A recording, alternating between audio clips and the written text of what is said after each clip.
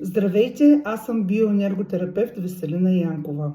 Отговарям на въпросна дама под публикацията за страховата невроза. Въпросът е: следя стадиите ви, винаги са ми много интересни, благодаря за което.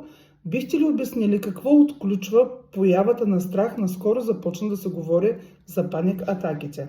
Отговарям. Страховете са се акумулирали през всичките ни досегашни животи, като веднъж зародили се в нас. Те никъде не отиват, докато не ги осъзнаем, осветлим със съзнанието си и така да ги пуснем. През предишните животи някой път не само не успяваме да ги преодолеем и пуснем, а допълнително се натоварваме с повече и по-силни от тях.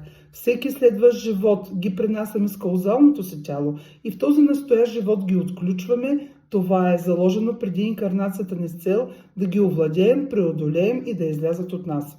Както болестите, така и страховете никъде не отиват въобще. Нищо никъде не отива, всичко е енергия и само единствено се видоизменя. Затова те могат да бъдат лантентните в нас години наред. Години, без да знаем за тях и да са на клетъчно ниво. И в един момент на стрес да ги отключим с пълна сила. За да стане ясно, давам пример със себе си.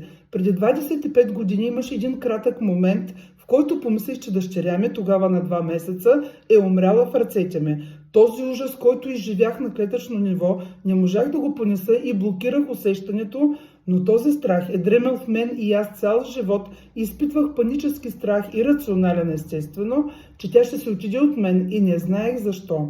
Преди 1 година успях да осъзная страха си, влизайки надълбоко в себе си и с моите методи и енергията успях да го преработя и го пуснах. Този страх обаче беше заложен от минал живот, където сина ми наистина умира в ръцете ми и в този живот аз трябваше да го отключа през дъщеря си и да го пусна. Успях с помощта на енергията и висшите сили, благодаря от сърце. Като резултат този страх като магия изчезна и имам хармонични и спокойни, изпълнени с взаимно доверие отношения с дъщеря ми.